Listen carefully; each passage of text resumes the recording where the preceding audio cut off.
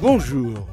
Le sommet des Amériques qui s'ouvre aujourd'hui à Los Angeles, organisé par le gouvernement des États-Unis, a été en proie à une controverse sur les chefs de gouvernement invités à y assister parce que ne sont pas invités les présidents de Cuba, du Nicaragua et du Venezuela.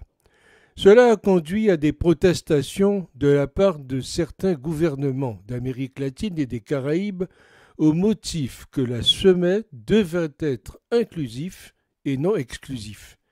Pourtant, tous ces gouvernements, à l'exception d'Antigua et Barbuda, ont assisté au dernier sommet de Lima au Pérou en 2018, malgré le fait qu'une invitation à Nicolás Maduro, président du Venezuela, ait été révoquée par le gouvernement hôte du Pérou, en réponse à la protestation d'Antigua et Barbuda contre l'exclusion de Maduro.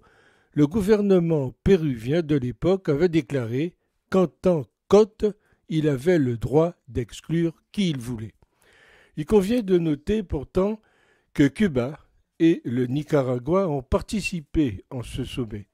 L'inclusion apparaît donc moins comme un principe exigeant une stricte adhésion que comme une commodité politique. Le sommet d'aujourd'hui à Los Angeles se tient à nouveau à un moment beaucoup plus important que le sommet de 2018 qui s'est concentré sur la fin de la corruption. Le monde est maintenant saisi par les sérieux défis de la reprise économique après les effets de la pandémie de Covid-19, l'inflation qui a augmenté le coût de la vie et les prix élevés du pétrole, de la nourriture, du transport maritime et d'autres moyens logistiques. En outre, l'invasion russe de l'Ukraine a sapé l'ordre juridique international qui repose sur la Charte des Nations Unies et le droit international. Bref, le monde traverse une crise qui a des répercussions négatives sur l'hémisphère. Une action collaborative est nécessaire de toute urgence pour y remédier. Mais il est peu probable qu'une telle action émerge du 9e sommet des Amériques. Cela soulève la question de la signification de ce sommet qui, du point de vue des États-Unis, vise à raviver l'influence américaine dans la région. Mais le sommet, un rassemblement de pays de tailles différentes, aux besoins concurrents et aux intérêts divergents, est-il le meilleur véhicule pour revigorer les relations entre les États-Unis et les groupes régionaux disparates de l'hémisphère? Cela fait 7 ans qu'un président américain n'a pas tenu de réunion avec les dirigeants de la CARICOM.